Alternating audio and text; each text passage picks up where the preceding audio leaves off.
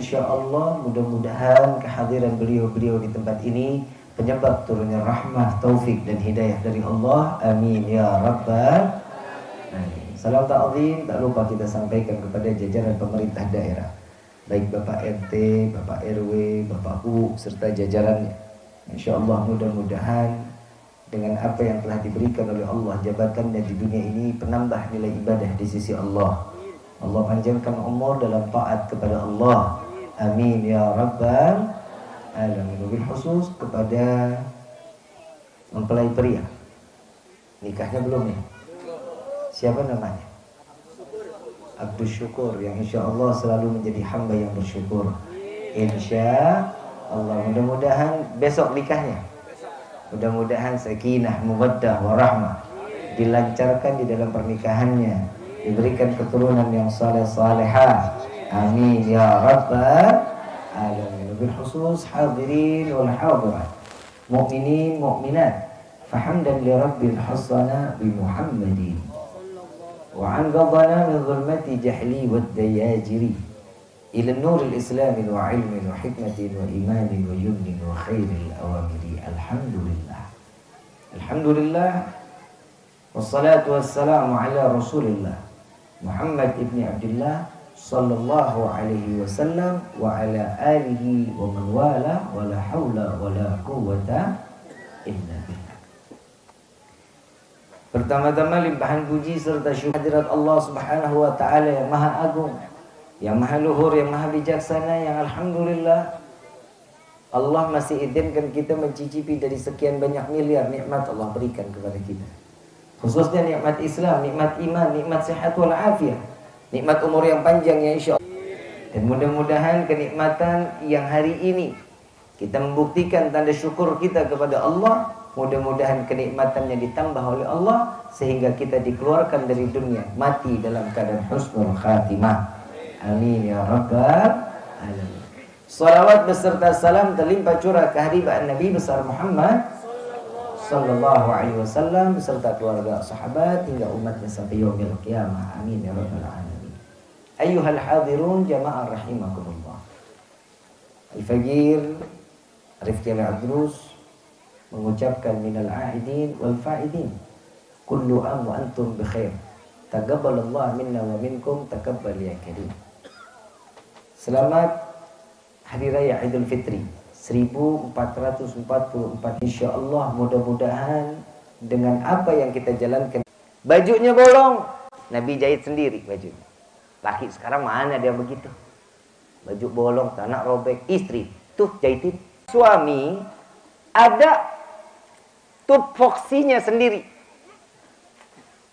Nimba air, Nabi pernah ngejalanin. Buat siapa? Buat keluarga. Nabi cari nafkah di luar, betul. Buat siapa? Keluarga. Nabi mendidik istrinya. Ini yang diajarkan oleh Rasulullah SAW. Ini sosok seorang imam di dalam rumah tangga yang disunnahkan. Apabila seorang suami menjalankan ini, maka dia termasuk golongan umat Nabi yang menjalankan setiap sunnah-sunnah Nabi. Tapi di akhir zaman banyak suami yang takut sama istri, nggak jadi imam, malah jadi makmum. Yang imam siapa? Istrinya. Istri ngedaham sedikit, iya. Marah dikit, kabulin. Nabi SAW nggak ngajarin yang begitu. Nabi bukan mengajarkan untuk istri takut sama suami. Istri hormat kepada suaminya. Kalau suami sekarang kan kagak. Menang kekuatan bikin takut istri. Main banting aja, main cekek aja, main tabok, pukul aja. Nabi nggak ngajarin yang begitu. Nabi ngajarin untuk menghormati seorang suami. Caranya Nabi kasih tahu. Nabi perilakunya sama. Seorang suami yang bertanggung jawab di dalam rumah tangga. Ini mana nih Abdul Syukur mana? Lu sini, gue ceramahin elu. Tugas seorang suami mencari rezeki yang halal. Jangan judi slot. Hahaha. Nyambung ayam, Pina lebih seneng nyari yang haram. Apa jadi haram? Bisa orang sampingan main gaplek. Isi yang 2000. Dapat rezeki 20.000, pulang bawa 200.000. 190. Haram dapatnya. Nauzubillahi. Cari yang halal, nafkahin suami istri yang halal, rumah tangga yang halal. Kenapa? Jika sesuatu yang halal masuk ke dalam mulut kita, semua kepribadian kita akan menjadi baik. Imannya tambah, ibadahnya nambah. Ini sebagai seorang suami di dalam rumah tangga. Bukan berarti seorang suami udah tugasnya seorang suami ya udah nyari rezeki. Lo udah taunya duit aja, duit. Makanya keenakan sekarang istri kalau ngelihat suami duit. Bikin kopi entar. Yang ditanya duit dulu. Hai. Begitu kan? Betul nggak? Apalagi kemarin mau lebaran. Dikasih baju atuh, ngambek. Dikasih 2, melengos. Dikasih 3, mulai senyum. Dikasih 4, 5, udah. Ayang mau apa ya? Kalau katanya orang Cimanglit ya. Kata orang Cimanglit, nah, suami istri harus ada take and give. Ngerti nggak lu? Yang namanya istri, Pak, ngurus suami, ngurus rumah tangga, sholat Jumat dan wajib hukum. Ngurus istri, ngurus suami, ngurus anak, ngurus rumah tangga, nyuci, ngepel, semuanya. Pahalanya sama sebagaimana kalian menjalankan sholat Jumat. Enak nggak lu? Enak. Enak aja masih ngedumel lu. Bapak tukeran sama istri 1 jam. Istri tukeran sama suami tugasnya 1 jam. Gak bakal sanggup. Kenapa? Karena Allah sudah, ini loh porsinya seorang laki-laki, ini porsinya seorang perempuan. Ini ada satu kelebihan yang Allah berikan kepada laki-laki. Kenapa? Tanggung jawab. Tapi di sini yang namanya perempuan tanggung jawabnya di dunia kepada keluarga, suami dan anak, ini di dunia. Untuk apa? Gapai pahala di akhirat. Tapi urusan akhirat, urusan suami. Istri mah cicing we. Tanggung jawab seorang suami, istri nggak salat, lu yang digebugin PA. Istri nggak ngaji, lu yang ditanya. Makanya tuh lihat doanya tuh malaikat Jibril, ya Allah, jangan kau terima amal ibadah puasanya seorang istri yang durhaka kepada suami. Tuh dengerin tuh. Woi. Durhaka sama suami bukan pahala, bukan sorga jaminannya. Neraka. Bi bagaimana caranya biar nggak, kalau suami yang durhaka nggak ada, hadisnya nggak sampai situ. Betul kan Pak? Hadisnya kan cuma sampai istri yang durhaka. Nabi aminin nggak? Diaminin sama Nabi. Jangan diterima amal ibadahnya. No. Tapi ingat, jika seorang istri yang dia nggak ibadah, jauh dari Allah, dari sunnah Nabi, itu tanggung jawab kita tuh Pak. Dia nggak sholat, wajib kita syarat untuk ibadah kepada Allah. Ini tugasnya seorang suami.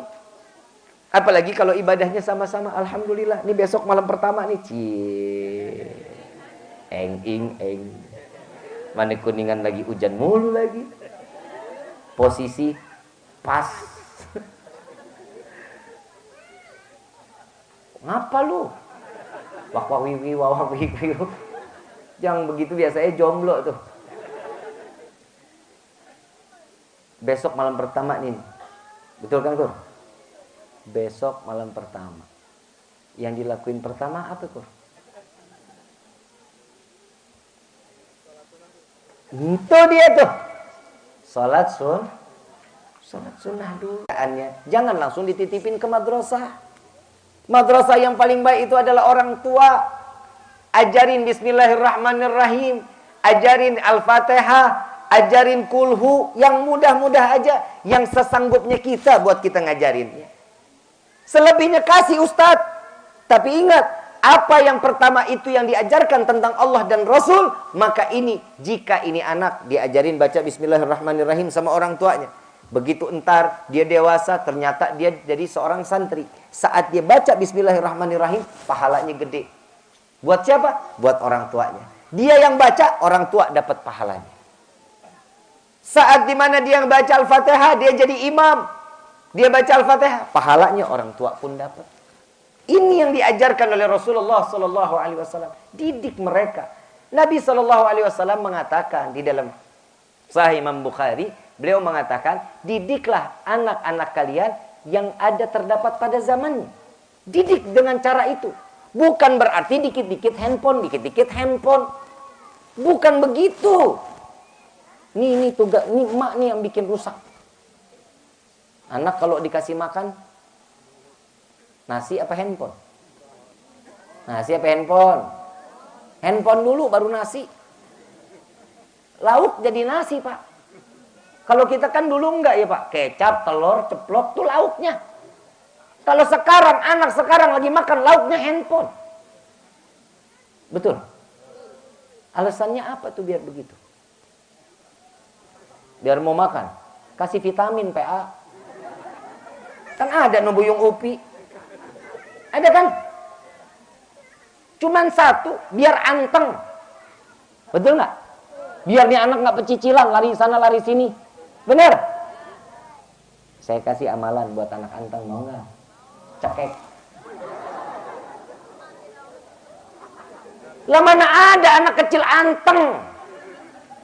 Ibu kalau boleh tanya, ibu bapak tanya sama orang tua, saya dulu kecil gimana? Manjat pohon lupa turunnya. Badungnya setengah mati, ya wajar namanya anak-anak.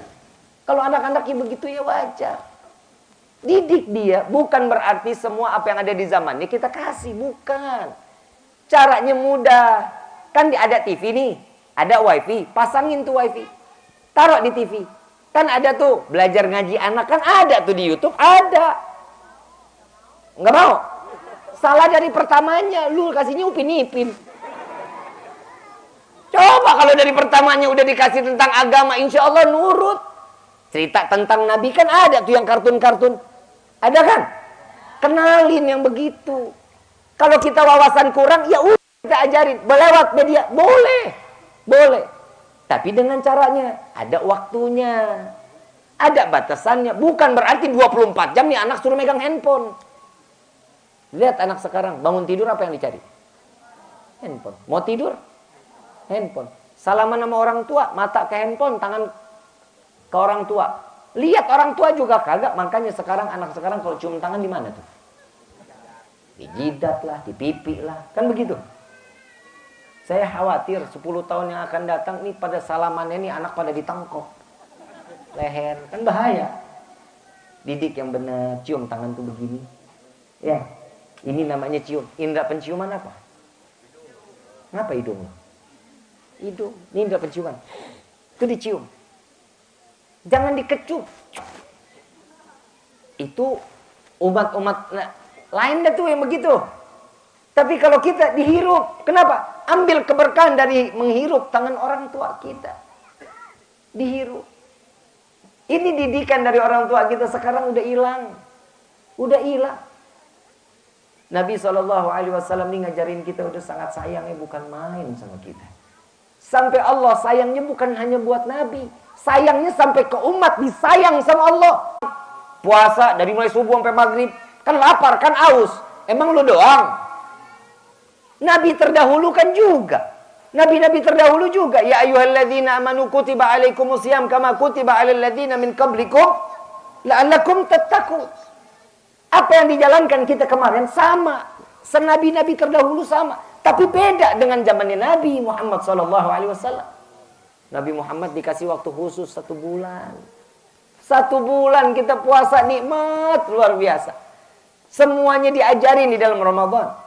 Sampai baina asar wa maghrib itu waktu yang diijabah sama Allah. Doanya dikabulin sama Allah. Ini kagak, lu kagak mah. Asar keluarin motor, ngabuburit. Sunnah siapa itu? Alasan mana? Ngulur waktu bit. Biar ketemu maghribnya enak. Ntar pulang udah maghrib. Ketemu bihun, beli. Ketemu lontong, bala-bala. Apa lagi tuh? Hah? Es campur. Kolak. Pacar Cina. Nggak ada pacar Arab, nggak ada. Rujak kangkung. Betul. Surga sama Allah, ya Allah saksikan. Ini ibadah.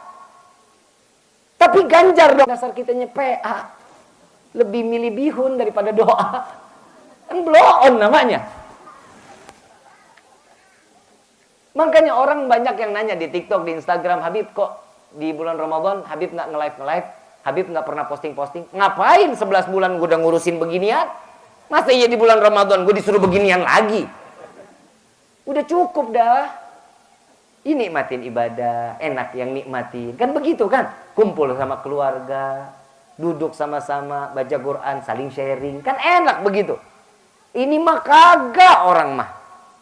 Udah jam 4 sore, mulai tuh sibuk, keluarin motor, keliling. Sesuatunya diajarkan. Ada apa? Hidup kita ini tertib. Ada tertibnya. Hidup ini nih udah difasein sama Allah nih, udah diajarin. Ada sesuatu yang boleh, tapi kadang ada jadi sesuatu yang boleh ini bisa jadi nggak boleh. Yang tadinya halal bisa jadi haram. Contoh, tempe. Halal apa haram? Halal apa haram? Dimakan tengah hari pakai sayur asem di bulan Ramadan. Halal apa haram? Haram. Biji salak. Halal apa haram? Dimakan sore-sore menjelang maghrib. Lagi puasa. Boleh apa enggak? Enggak boleh. Halal apa haram? Haram. Enggak boleh. Sesuatu yang halal ada. Kenapa kita diajarkan oleh Allah seperti ini? Agar kita sadar. Ada keluarga kita. Ada saudara kita di luar sana yang nahanin lapar. Mungkin yang satu harian enggak bisa makan. Ke dalam ke mereka. Suruh masuk. Biar sadar. Alhamdulillah. Syukur dong sama Allah. Kita cuma dari subuh sampai maghrib. Ada orang yang seminggu cuma makan 2 kali sekali. Ada. Bukan nggak ada. Ini kita diajarkan. Es campur, halal apa haram? Es kelapa, halal apa haram? Coba diminum tengah hari bentet. Jadi halal lagi saat bulan Ramadan, kapan kita boleh pakai?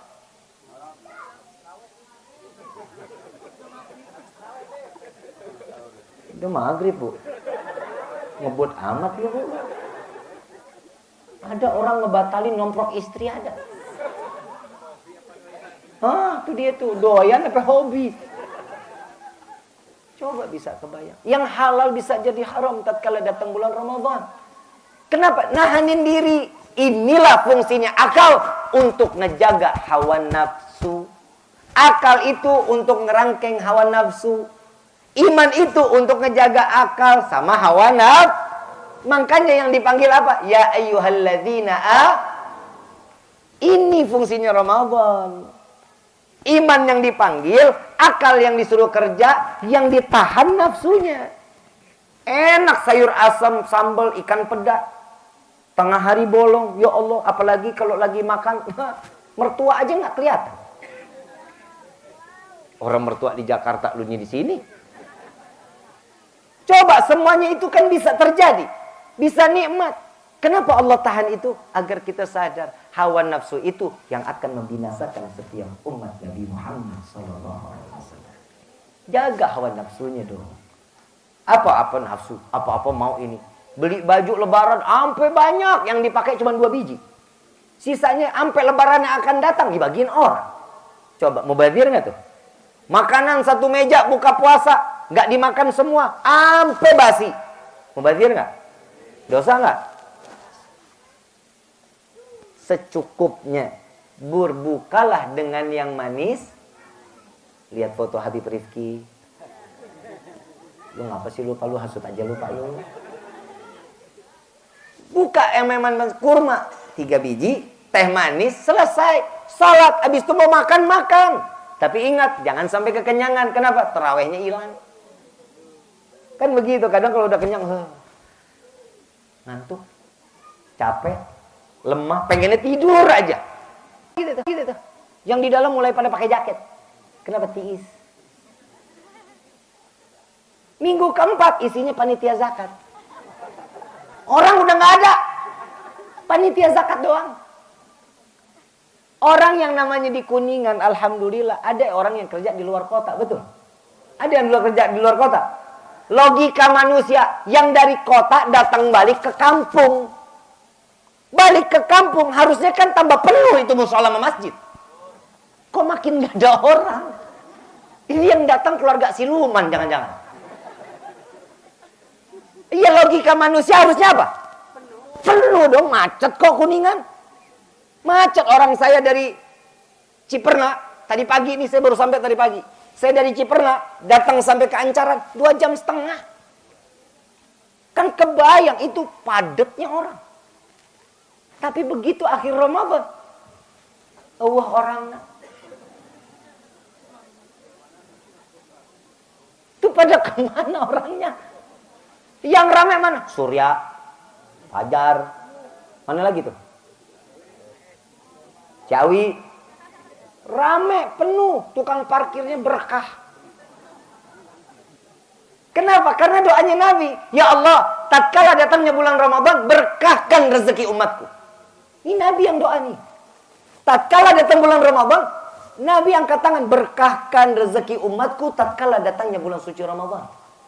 Yang dagang apa aja laku. Betul nggak? Yang nggak biasa dagang, bulan Ramadan dagang. Betul nggak? Ada gorengan, ada bihun kan gitu. Mau dilihatnya enak nggak enak, pasti ada yang beli. Tahu biji salak? Biji salak tahu? Habis makan makan salak, bijinya kan kita buang 11 bulan. Begitu Ramadan dicari itu biji salak. Berkah rezeki kita mah, alhamdulillah. Ini Allah sudah ngajarin kita, hidup ini kita ini ada aturan. Semuanya ditata sama Allah. Setiap waktunya, setiap hari kita sholat 5. Ada apa sih sholat 5 waktu ini? Biar sadar kita nih umat Nabi yang paling lemah. Dikit-dikit bikin dosa, dikit-dikit bikin dosa, dikit-dikit bikin dosa. Kenapa ada sholat 5 waktu? Biar lu pada dosanya kita ini diampunin. Allah tahu betul umatnya Nabi ini, aduh, belum tentu khusyuk lagi di sholatnya. Kadang Allahu Akbar, ya Allah, dompet di mana ingat?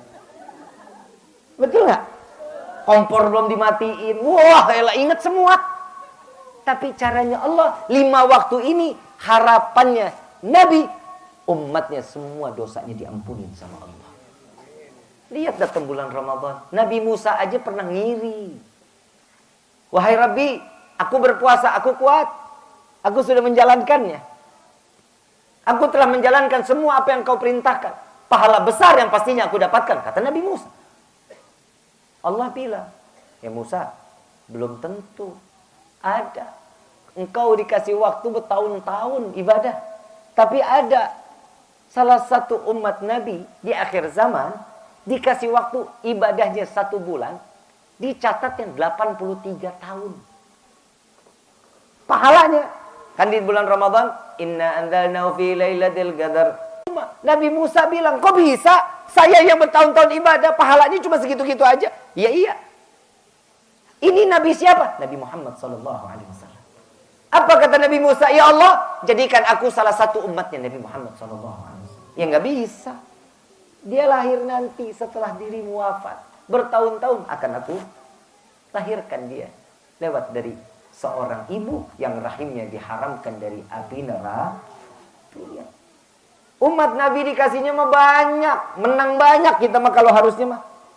Bener. Masa senyum aja dapat pahala? Senyum doang. Bu. Woi. Senyum dapat pahala lu. Hahaha. Senyum ketawa. Senyum. Coba lu senyum. Cie. Tuh lihat ibu aja cantik banget noh. Ibu yang pakai kerudung hitam jangan sampai lepas tuh. Orang yang namanya senyum mah senang. Orang ngelihat orang lain senyum, pahala Allah kasih buat orang tuh. Senyum, modal nggak ada, tenaga nggak banyak, cuma nyengir doang. Ngelihat orang senang, pahala didapetin. Ini umat Nabi kalau boleh dibilang, ya Allah ukurannya pahala paling banyak.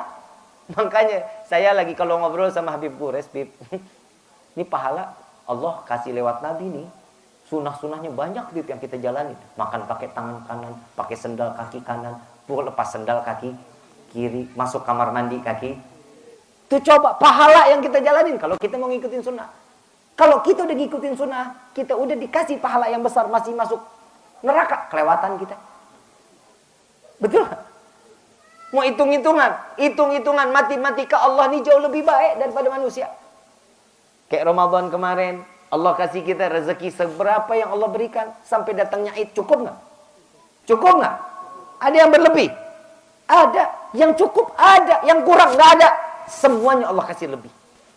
Berkah rezeki kita. Ini cuma satu, Allah nyuruh kita syukur. Ya, kayak tasyakuran di malam ini. Abdul Syukur berserta keluarga ngundang kita nih. Biar apa? Yuk sama-sama kita syukur sama Allah. Dengan apa yang telah Allah berikan kepada kita. Allah lipat gandakan kenikmatan tersebut untuk kita. Sampai menutup mata, Allah matikan kita husnul khatimah. Ini orang yang bersyukur, cuman orang yang punya iman. Orang yang gak punya iman, mereka melakukan di dalam rumahnya. Diajarin tuh Ramadan, bangun kalau tengah malam, sahur. Zaman sekarang mau tahu isi rumah biar terbiasa. Ini Sholat tahajud, sholat taubat, sholat tasbih. Kita minta lagi sholat witir. Ini diajarin lewat sahurnya. Bib, saya mah gak perlu sahur, Bib. Saya puasa, kuat seharian mah gak pakai sahur. Bukan lu kuat apa kagak, ada berkah di dalamnya. Ada keberkahan, itu di dalam sahur ada keberkahan. Ambil keberkahan, itu akan menjadi satu keberkahan di dalam keseharian kita. Kita mah tahu apa yang kita jalankan biasa dan kita. kemarin, Tapi kan keberkahan belum tentu kita dapetin. Justru datang Ramadan, lu paham keberkahan Allah kasih dosa kita. Fase pertama Allah turunin rahmat. Rahmat kasih sayang buat kita semuanya. Buat apa? Apa yang kita minta Allah kasih buat kita. Malaikat dicutiin sama Allah sebulan. Bapak kepala desa aja belum tentu cuti. Malaikat cuti. Sampai kata Allah, biarkan kalian diam. Umatnya Muhammad, hambaku ini, mereka berpuasa untukku, maka aku yang lebih pantas untuk memberikan imbalannya kepada mereka. Allah langsung yang ngasih buat kita. Baik buruknya kita diberikan langsung sama Allah. Coba kita lihat tuh. Itu rahmat dari Allah. Yang kedua, maghfirah 10 hari kedua di dalam fasenya itu adalah maghfirah, ampunan dari Allah.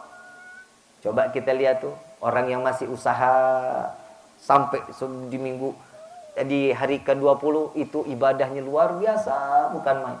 Ampunan Allah diberikan. Masih bertahan sampai akhir Ramadan, dikasihkan itqun minan nar, dijauhkan kita dari api neraka. Inilah kasih sayang Allah. Kenapa? Karena doanya Nabi. Bukan karena kitanya hebat di dalam puasa, bukan hebatnya kita dalam ibadah, tapi ini adalah sesuatu yang diajarkan oleh Rasulullah karena Nabi sallallahu alaihi wasallam mengatakan, "Ya Allah, kumpulkan aku beserta umatku di dalam surga yang terbaik di hadapan-Mu." Ini saya selalu minta sama Allah, mudah-mudahan kita yang kumpul di sini nih sekarang nih, Allah kumpulkan kita di dunia bareng-bareng ini, Allah kumpulkan kita di dalam surga Firdaus A'la. Amin ya rabbal. Coba kita. Saya mah selalu bilang Habib sama Habib Quraisy, Rifki mah gak mau Bib, kalau Rifki mah hidup di dunia nih cuman sama Habib sampai batasan dunia. Saya mah pengen sampai ke akhirat. Tolong Habib kalau masuk surga duluan, Rifki lagi kesliding tackle masuk ke dalam neraka jahanam. Tolong selamatin Rifki. Kenapa? Guru-guru kita yang kita butuh ini guru-guru kita. Kita sih seberapa sih? Keilmuannya kita seberapa sih? Karena guru Allah berikan kita keistimewaan sampai kita bisa nyelamatin keluarga kita. Kita bisa nyelamatin orang tua kita. Kita bisa nyelamatin anak cucu kita. Berkah siapa? Berkah ilmu yang manfaat yang diberikan daripada guru-guru kita. Ini hati-hati. Makanya Allah nih baik banget sama umatnya Nabi ini. Baik banget kalau kita bilang. Allahumma apaan sih yang kita cari di dunia? Cari dunia buat akhir, jangan akhirat cari buat dun. Nah ini yang bahaya. Bib, Habib kok sekarang kelihatannya makin kemari kehidupannya makin mewah. Nah gue kerja, emang gue dakwah doang. Udah beli minyak wangi gue dulu. Nah itu kan gue dagang, usaha online dagang gue. Ada kantor ada, karyawan ada. Kenapa? Usaha. Cari dunianya untuk akhir, jangan cari akhirat untuk dun. Contoh, ada dokter. Tugasnya dokter apa? Apa? Nih saya pengen ngebenerin mindset kita nih. Semua nih, dokter fungsinya apa buat kita? Apa? Memberikan sesuatu obat untuk meredakan penyakit kita. Itu tugasnya. Yang mengobati Allah. Penyakit kita diredahin, ini obat. Wasilahnya dari dokter tugasnya ngelayanin masyarakat, pasien. Masyarakat. Betul kan? Masyarakat butuh dokter saat sakit gigi. Kita ngelihat istri cantik banget kayak bidadari. Tetap kalau lagi sakit gigi enek ngelihatnya. Betul nggak? Butuh apa? Obat. Dokter ngasih obat nih buat ngeredahin. Kalau mau sembuh nanti begini, nanti begini. Ada yang namanya disebutnya tuh macam-macam lah. Nanti ada yang bisa suruh begini, ada yang disuruh begini, ada yang disuruh begini. Tapi itu kan ikhtiarnya. Tapi urusannya Allah yang ngasih penyakit, Allah yang angkat penyakit. Contoh, saya punya sakit di lambung. Dokter udah vonis harus diangkat lambung saya. Harus diganti lambung sintetis. Tuh, lambung karet. Saya tanya sama dokter, dokter, ini kalau lambung diangkat pakai lambung sintetis, biayanya berapa ya? Puluhan juta. Oh gitu. Terus, aman udah? Enggak, Bib. Per 6 bulan bedah lagi. Ngapain? Dibersihin. Saya bilang, ini lambung, bukan karburator, bukan karburator, bukan. Enak aja main bedah lagi. Ya udahlah, nggak usah. Biar saya bawa nih penyakit, biar saya mati, ini lambung ciptaan Allah, saya bilang. Ikhtiarnya sudah dijalanin dong. Iya, enggaknya itu tergantung bagaimana kitanya. Saya cuma minta sama Allah, ya Allah, kalau emang saya nggak ada umur, matiin saya husnul khatimah. Karena berat saya dari 66 jadi 31 kilo. Nggak sadar diri, makan nggak bisa, minum nggak bisa. Datang guru saya Habib Unzir bin Fuad Al-Musawwah. Beliau datang ngejenguk. Saya nggak nengok karena saya malu. Udah kurus kayak tengkorak gua. Tapi sekarang kan agak kencengan dikit, dah lumayan ya kan. Gak mau nengok saya. Ya udah Ki, nggak apa-apa. Gak mau nengok nggak apa-apa. Tapi ingat baca suratul Kahfi. Minta niat kepada Allah agar Allah angkat penyakitnya. Guru, bukan dong. Hubungan sakit lambung sama surat Kahfi apa? Logika manusia nyambung nggak? Nyambung nggak? Saya baca suratul Kahfi dengan penuh keyakinan Allah yang akan menyembuhkan. Yang saya baca ini adalah firman Allah. Allah yang ngasih penyakit, Allah yang Subhanallah, sembuh. Sekarang 80% lambung saya udah bisa cerna makanan. Coba bisa dikebayang hubungan suratul Kahfi sama penyakit lambung apa? Ternyata Nabi pernah bilang, orang yang sakit pencernaan perbanyak baca surat Kahfi. Itu adalah obat untuk menjaga pencernaan. Tuh Nabi yang ngomong. Berarti kita punya guru. Guru kita ini udah benar apa belum? Benar. Dokter aja bisa jadi dokter karena gak ada gurunya, gimana mau jadi dokter? Dan sesuatunya yang bisa, yang dia punya faknya, dia paham tentangnya, maka jalannya. Kalau bukan faknya jangan diikutin. Ada tukang bengkel, bongkar mobil, tiba-tiba suruh ngobatin sakit pusing. Nyambung apa kagak? Lu mau diputer pakai obeng tuh kepala. Lari kemana? Ke dokter. Urusan dunianya nih bisa dapat, tapi akhirat juga bisa dapat karena urusan dunia. Dokter ikhlas banget untuk nyembuhin masyarakat dari sakitnya. Dengan yakin dia ingin menyembuhkan. Walaupun kesembuhan itu hanya datangnya dari Allah. Ikhtiarnya, pahalanya dapat nggak? Dapat. Kenapa? Karena dia dengan yakin akan memberikan sesuatu kebaikan kepada orang lain. Bagaimana Allah yang semuanya kita di dunia disediain? Di dunia semua kita disediain. Syukur, mau nikah, perempuannya ada. Lu yang jomblo, mau nikah, mungkin belum lahir calonnya. Ada kan begitu ada? Ayo. Sesuatu ikhtiar jalanin. Hidupan kita ikhtiar, itu tugasnya kita manusia. Selebihnya tawakal sama Allah. Kita sudah jalanin Ramadan, terima atau enggak ibadah kita tergantung bagaimana Allah. Jelasnya kita sudah menjalankan apa yang diperintahkan oleh Allah. Paham sampai sini? Paham sampai sini? Insya Allah mudah-mudahan ilmu yang datangnya di malam ini menjadi ilmu yang bermanfaat. Yang kita sebagai imam di dalam rumah tangga punya kehormatan untuk menjaga kehormatan rumah tangga kita. Yang sebagai istri baik-baik sama suami, ya, mumpung masih Syawal minta maaf, ya, minta ridho, ya, jangan cuma dia aja PA. Lu datengin cium kakinya. Bib itu suami bukan orang tua, karena surganya seorang istri ada sama suami. Sampai Nabi mengatakan apa? Ya Allah, sahabat dibilang, seandainya jika aku tidak malu, ya, ada seorang hamba yang boleh sujud kepada hamba yang lain, yang pasti aku wajibkan seorang istri sujud kepada suaminya. Tuh. Berarti seorang istri ini gak ada harga diri. Bukan gak ada harga diri, tapi disitulah kunci keberkahan hidup dan dunia akhi. Paham sampai sini? Ya, minta pegangan tangan. Ya, rahmat Allah diturunin tuh. Jadi ntar pulang gandengan nih. Lu kata Habib tadi suruh gandengan. Biarin tetangga mau bilang kita kayak gajah sirkus, biarin aja. Biarin, gandengan aja. Pahala mau tambah besar, Bu. Mau tambah besar nggak pahalanya? Sering-sering pegang kaki suami, pijitin. Bukan lu seret, bukan. Main seret kaki laki aja. Gue takutnya kan pulang dari sini. Ayo Pak, kita pulang, kan bahaya. Pijitin. Ya. Nyuciin baju. Cuci nggak?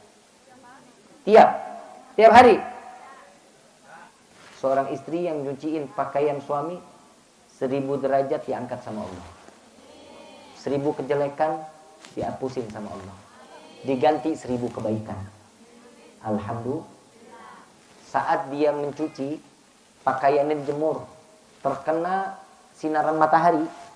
Jika semua makhluk ini yang terkena paparan mataharinya itu, saat dia lagi nyuci, mereka istighfar kepada Allah agar dosa seorang istri tersebut diampunin sama Allah. Tapi sayang Pak, yang diangkat derajatnya bukan kita, bukan keluarga kita. Changhong, Samsung, LG, mesin cuci. Kucek dulu, kucek. Bukan berarti baju kotor langsung lempar aja ke dalam. Yang kita khawatirin bapak, habis gimana Bib? Tuh, baju bapak dekil banget. Bapak ini masukin ke mesin. Kucek dulu. Paham ya? Insya Allah. Gampang sebenarnya. Kalau kita mau ngejalanin rumah tangga ikutin Nabi, insya Allah ributnya pasti ada. Pasti cemburu, perempuan cemburunya gila, gila. Cemburunya parah. Bini gue cemburuan tapi nggak parah, nggak kayak bini lu. Bini lu kan sampai UFO lewat, piring terbang, sodet berbunyi, belentang. Ya Bu ya, karena cemburu itu sifatnya perempuan. Laki-laki gimana Bib? Cemburu wajar, boleh. Kalau enggak ya dayus namanya. Ya, itu harus cemburu ada. Bukan berarti kita lepas tangan aja untuk masalah istri udah lupa, diemin aja, nggak boleh. Ya, paham ya? Harus dikasih tahu, dideketin baik-baik. Cara ajarkan dia untuk menghormati seorang suami. Insya Allah. Al-Fatihah bil qabul wa tamakkul sulul ila hadratur Rasul bi sirril Fatihah.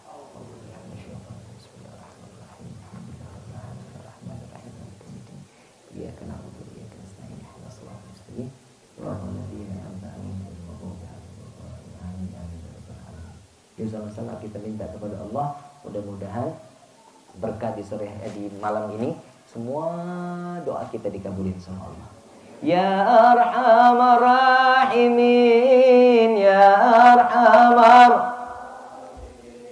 يا أرحم الراحمين فرج على المسلمين يا أرحم الراحمين يا أرحم الراحمين يا أرحم الراحمين فرج على المسلمين يا ربنا يا كريم يا ربنا يا رحيم أنت الجواد الحليم وأنت نعم المعين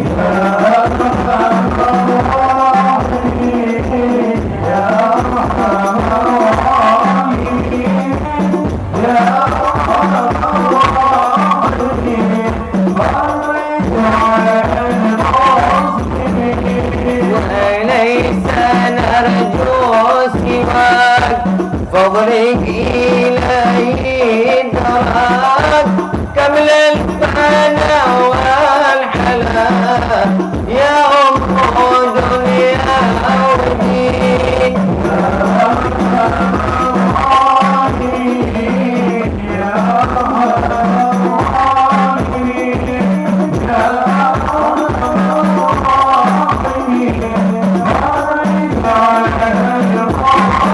يا ربنا يا مجيب أنت السميع القريب وكالواسع الرحيم انظر إلى المؤمنين